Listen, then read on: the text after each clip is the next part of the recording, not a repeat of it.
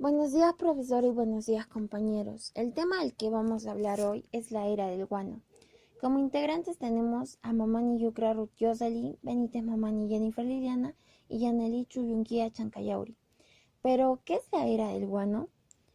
Bien, el guano es el excremento de las aves guaneras, el cual era un poderoso fertilizante de tierra, haciendo que la tierra sea más rica en su producción y en la calidad de cultivos. Fue una época de la historia republicana del Perú entre la década de 1830 y 1840. Se puede ver un padrón de cómo ha funcionado nuestra república durante esos años y cómo sigue en la actualidad. Durante esta época, la exportación del guano de las islas transformaron totalmente la economía y la política nacional, pues en ese entonces se tuvo un auge exportador como lo tenemos ahora en cuanto a recursos naturales y materia prima. Llega mucho dinero, pero este se distribuye mal, y eso se debe a que lamentablemente pareciera que las exportaciones peruanas son oligopólicas, es decir, cuando los ingresos se distribuyen en pocas manos, o para el beneficio de unos cuantos.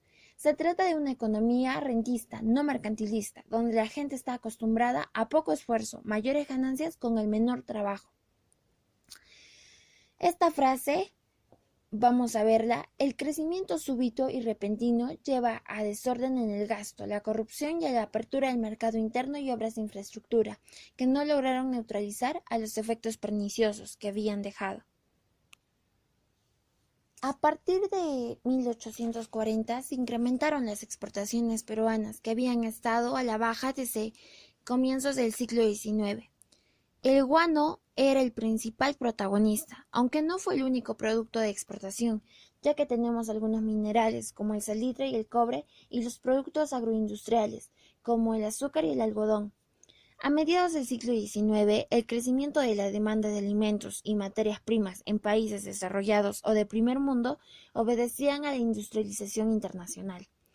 Esta expansión produjo para el Perú republicano una primera época de auge de las exportaciones de materia prima.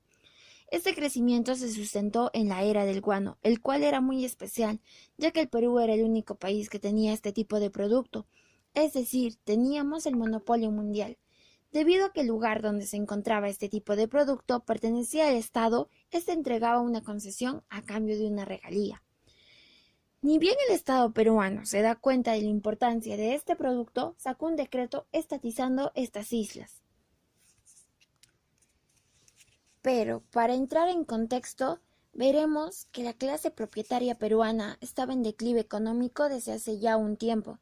En el siglo XVIII, las reformas de los Borbones habían representado el fin del viejo monopolio comercial de los mercaderes de Lima. Luego llegaron las guerras europeas de los años 1700 y la interrupción de las líneas habituales de transporte y comercio. A continuación, el conflicto de la emancipación, que fue muy costoso para el Perú.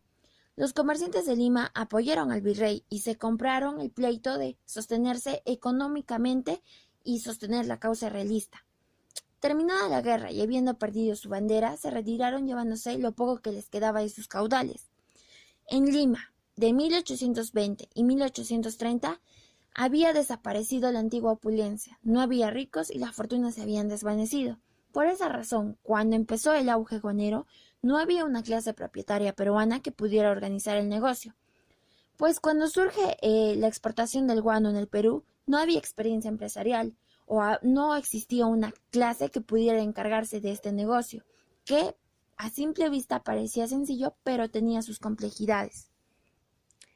Pues parecía sencillo cargar el guano y echarlo al barco, ya que no había que invertir en refinación, transformación o industrialización, pero luego transportarlo a los mercados europeos, pagar fletes, seguros, contratar a los clientes, almacenar el producto, mientras tanto, para realizar los despachos eran operaciones complejas.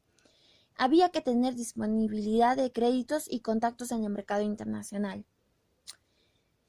Es así como vemos que el gobierno contrata la exportación de fertilizante con casas comerciales inglesas que manejaban el comercio exterior peruano desde la independencia. Observemos este esquema histórico de la explotación del guano. El arriendo de 1840 a 1847 por Francisco Quirós, 6 años al valor de 60,000 pesos. Consignación de 1847 a 1869. Fue con la firma inglesa Gibbs Anson. Se le tenía que dar un 65% al Estado. El monopolio. Cuando Nicolás de Pierola fue ministro de Hacienda, se da el contrato Dreyfus en 1860.